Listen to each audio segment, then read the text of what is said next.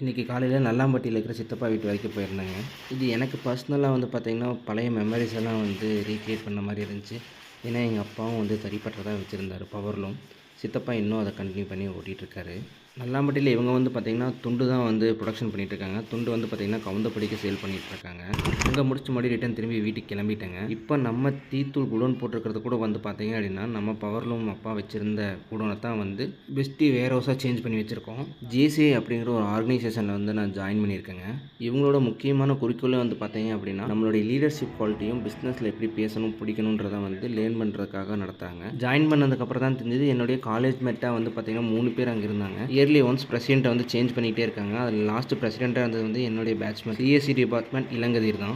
அங்கே பிரசிடெண்ட்டாக இருக்கிறவங்க ஒரு மாலை மாதிரி போட்டிருக்காங்க. லாஸ்ட் இயர் இளங்கதிர் போட்டிருந்தது மறுபடியும் புதுசாக வர பிரசிடெண்ட்டுக்கு போட்டு விடுறாரு.